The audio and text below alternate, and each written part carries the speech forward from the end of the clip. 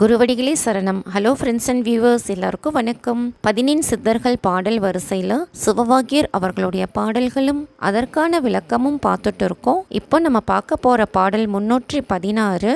ஓதுவார்கள் ஓதுகின்ற ஓர் எழுத்தும் ஒன்றதே, வேதமென்ற தேகமாய் விளம்புகின்றது அன்றிது, நாதமொன்று நான்முகன் மாலும் நானும் ஒன்றதே, ஏதுமன்றி நின்றதொன்றை யான் உணர்ந்த நேர்மையே.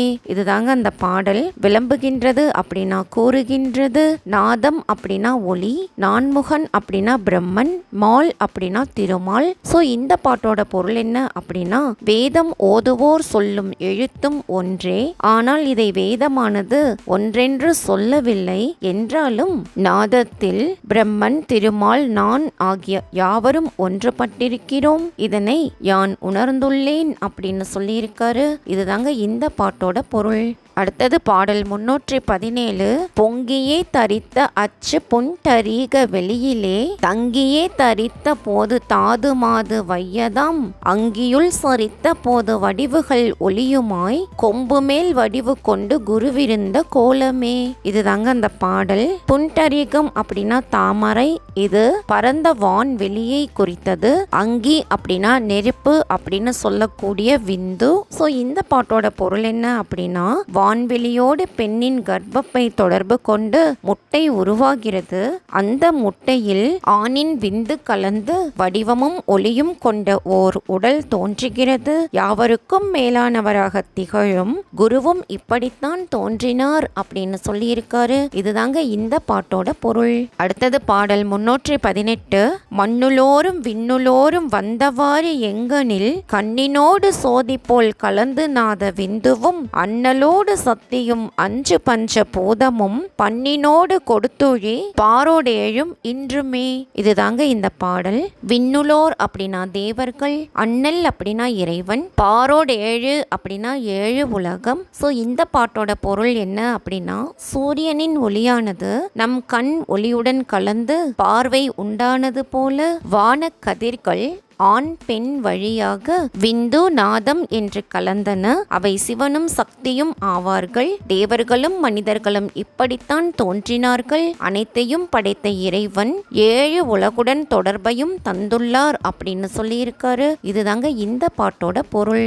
அடுத்தது பாடல் 319. ஒடுக்குகின்ற சோதியும் உந்தி நின்ற ஒருவனும், நடுத்தளத்தில் ஒருவனும் நடந்து காலில் ஏறியே, விடுத்து நின்ற இருவரோடு மெய்யினோடு பொய்யுமாய், அடுத்து நின்ற அரிமினோ அனாதி நின்ற ஆதியே. கால் அப்படின்னா பிராணவாயு, மெய் அப்படின்னா உண்மை, அனாதி அப்படின்னா தோன்றியது எப்பொழுது என்று கண்டறிய இயலாத பொருள் அப்படின்னு அர்த்தம். சோ இந்த பாட்டோட பொருள் என்ன அப்படின்னா, இந்த பாடல்ல 3 சோதிகள் பத்தி சொல்லியிருக்காருங்க. உள்ளத்தில் ஒடுக்கப்படும் சோதி, இது புருவ மதியில் ஒடுங்கும். மூலாதாரத்திலிருந்து புறப்படும் சோதி, நடுவாகிய மணிப்பூரகம் என்னும் தொப்புளிலிருந்து புறப்படும் சோதி என 3 வகையா இருக்கு. இவை 3இல் மூலாதாரத்தில் குண்டலியான சோதி பிராணாயாம பயிற்சியின் மூலம் சுழுமுனை நாடி வழியே ஏறி போகும். மற்ற 2ம் சிலருக்கு வெளிப்படும் உண்மையாகவும் பலருக்கு வெளிப்படாத பொய்யாகவும் இருப்பதை உணருங்கள். அதுவே அனாதி காலமாக உள்ள ஆதியாகும் என்பதை அறிவீராக அப்படின்னு சொல்லியிருக்காரு. இதுதாங்க இந்த பாட்டோட பொருள். அடுத்தது பாடல் 320. உதித்த மந்திரத்தினும் ஒடுங்கும் அக்கரத்தினும், மதித்த மண்டலத்தினும் மறைந்து நின்ற சோதினி, மதித்த மண்டலத்துளே மறித்து நீர் இருந்த பின், சிரித்த மண்டலத்துளே சிறந்ததே சிவாயமே. இதுதாங்க அந்த பாடல். அக்கரம் அப்படின்னா மந்திர எழுத்து. சோ இந்த பாட்டோட பொருள் என்ன அப்படின்னா, வாயால் கூறும் மந்திரத்திலும் மௌனமாக உச்சரிக்கும் மந்திரத்திலும் மனத்தால் கருதிய ஓர் இடத்திலும் என்றும் ஒரு சோதி மறைந்தே இருக்கிறது.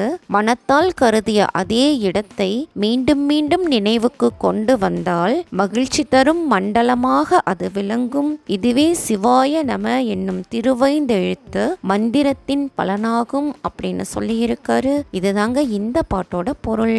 என்ன ஃப்ரெண்ட்ஸ், பாடல்களும் விளக்கமும் உங்களுக்கும் தெளிவா புரிஞ்சிருக்கும்னு நினைக்கிறேன். மீண்டும் சந்திக்கலாம். தேங்க்யூ.